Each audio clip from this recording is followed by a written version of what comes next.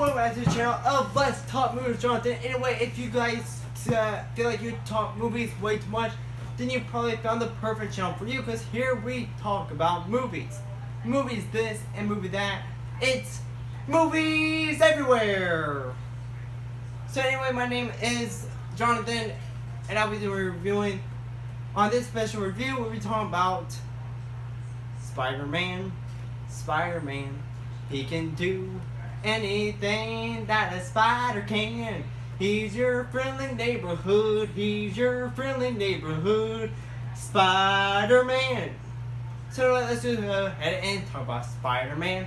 Spider-Man, he's your friendly neighborhood Spider-Man. He can climb up the walls just like a spider can. He's your friendly neighborhood. He's your friendly neighborhood Spider-Man. So anyway, let's go on a review. So anyway, today we'll be reviewing the 2018 movie Spider-Man Into the Spider-Verse. The movie got released on December 14, 2018. It has an 8.5 out of 10 on the Internet Movie Database. It has a 97% on Rotten Tomatoes, and it has an 87% on Metacritic.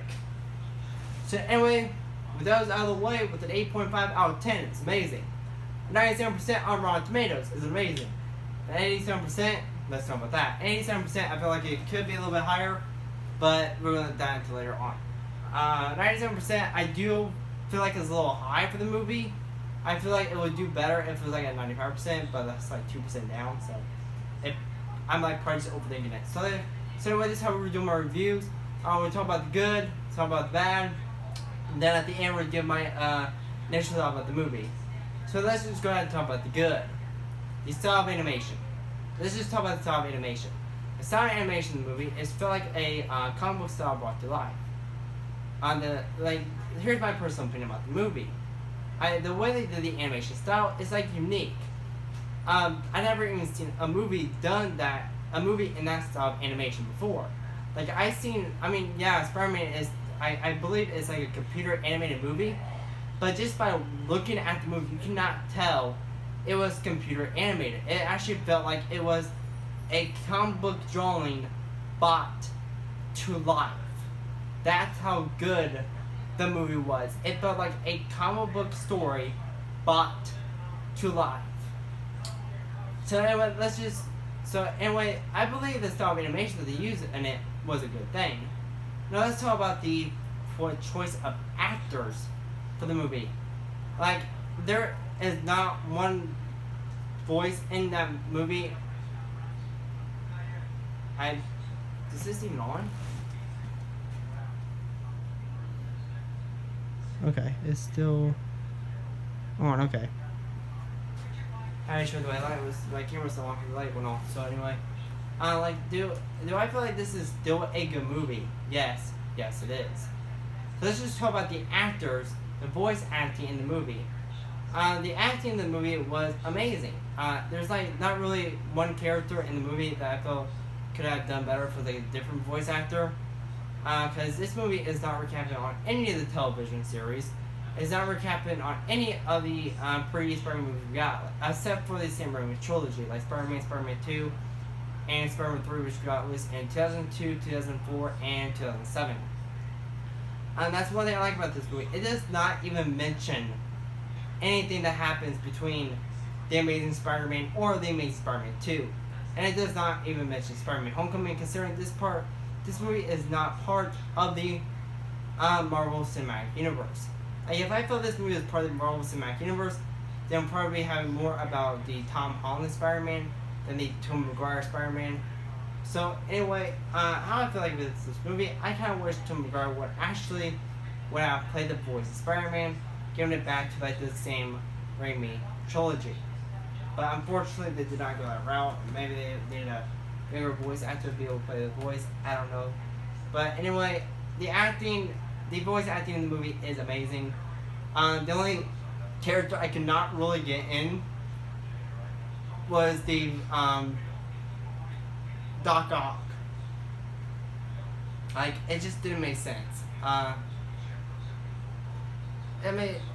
She wasn't even in the movie like a little bit. the main villain in the movie was Kingpin, which is actually a good thing because Kingpin has not been seen in a Marvel movie. So yeah, Kingpin was excellent in Spider-Man into Spider-Verse movie.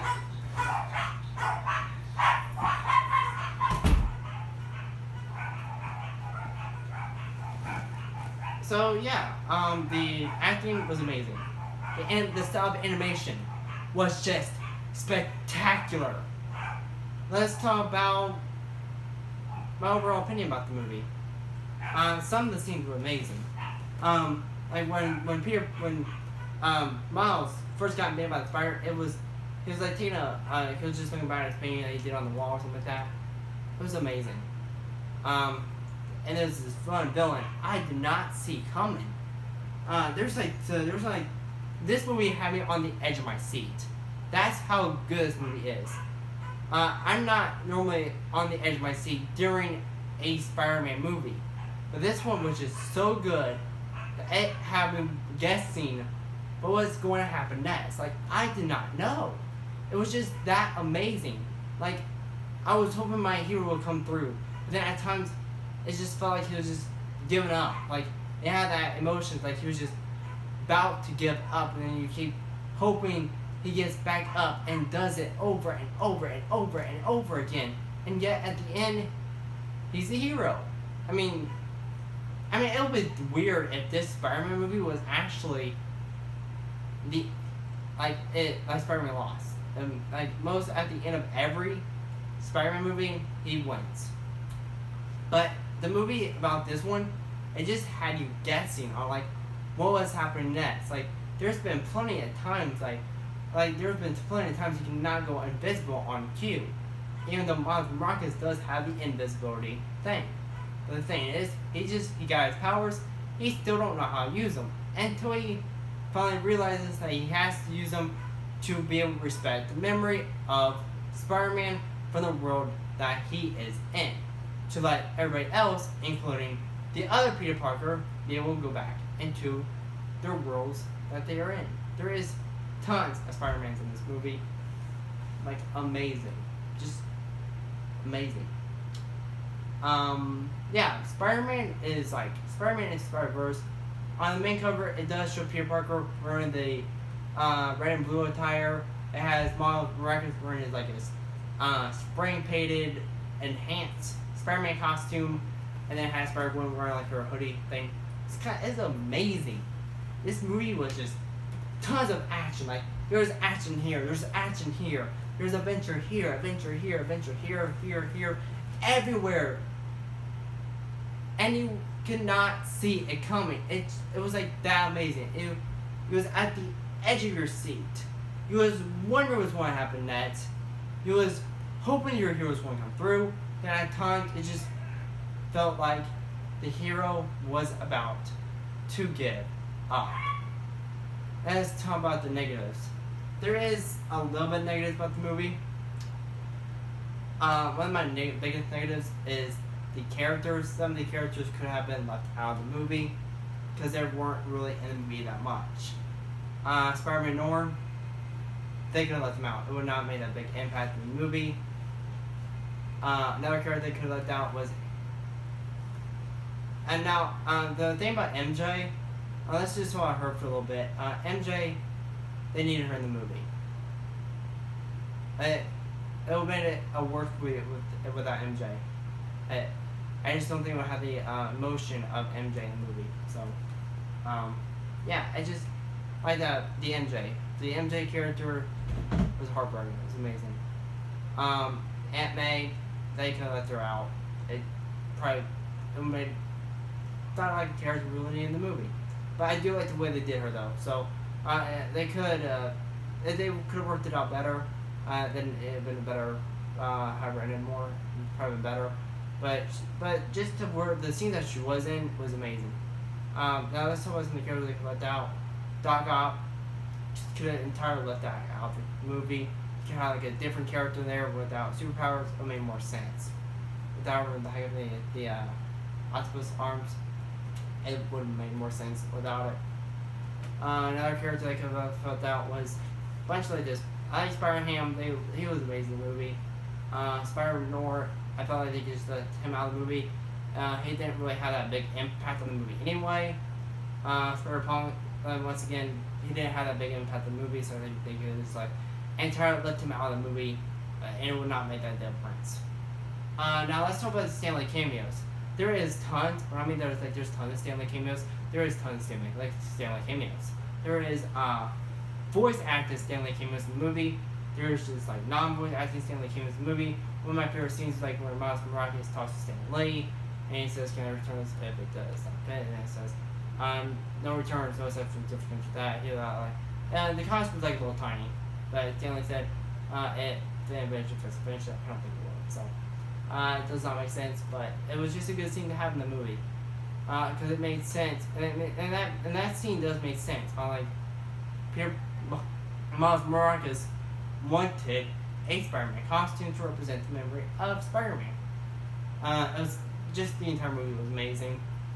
There is some characters I feel like they could let out would not make that big a difference, like Spider-Punk, Spider-Nor. Spider-Man, N-O-I-R, something like that. I really don't know how to pronounce it right, so if I'm pronouncing it wrong, let me know in the comments section down below. Another character they could let out is like Doc Ock, like I said. But anybody else in the characters, I felt like it was just amazing to have. If you feel like there was any other character they could let down in the movie, and you don't think it would have made that impact if they were in or if they were not in the movie, let me know in the comments in the comment section down below, because I would actually like to read them. Now let's just go over my overall opinion. Do I suggest this movie for superhero fans? Yes I do. It is just one amazing superhero movie. Now, do I suggest it for like a Peter Parker Spider-Man fan that wants to see Peter Parker in action? No. Peter Parker is not really into action in this movie. The blonde hair was in action at the time of the movie until he passed away and died at the very beginning of the movie. But the black hair Spider-Man was just not. He even actually wanted to ride a bus. That's how lazy he was. Another one. What was I talking about? Oh yeah, different scenes from the movie. I like what I suggested. If you're just watching the Spider-Man movie, I do suggest it. It's that great of a Spider-Man movie. Animation. If you guys like animation, like just don't really care about superheroes, but you just want to watch a good animated movie with your family, then yes, this is a spectacular movie to watch. But yeah, let me know in the comment section down below. We all have different opinions. That's what makes movies talking so neat. So let me know in the comment section down below. Do you like this Spider-Man movie? Do you hate this Spider-Man movie? Do you think they could have made it better, or do you think they could have made it worse? If they could have made it better, what do you think they could have added to make it better? To have a 10.10, a 10 out of 10 on IMDB, a 100% on Rotten Tomatoes, or even 100% on Metacritic. Let me know in the comments section down below on what you think they could do better to make it one of the best movies around the world. So remember, if you guys want to see more of the reviews, let me know in the comments section down below. Please give this video a thumbs up. This will go a long way helping me out. And make sure to hit the comments in the comment section down below, because I like to hear your opinions. Do you think this movie was good? Do you think it's bad? Do you think it could have done better? Just let me know. It was just have a nice comment section talking about Spider-Man. So guys, see you guys next time on the Nets. That's an episode of Let's Talk Movies with Jonathan. We're talking about a brand new movie each and every single week. Coming at you Saturdays. Talk Movies with Jonathan here. I'm telling you, not like every Saturday, but whenever I can upload. I want to try to upload like a video once a day. One video every week is what I want to try to. If I can, I want to try to get at least 2 videos out a week, which would be amazing if I can. So, let me know in the comments section down below on what is the next movie review you'd like to see on this channel. We talk about retro, we talk about new upcoming release, but my main category is about retro reviews. If you guys have anything retro you'd like to see happening, Let me know in the comments section down below. There is tons of movies I just want to review for this season of Top Movies with Jonathan. And we gotta see you guys next time. Alright, bye.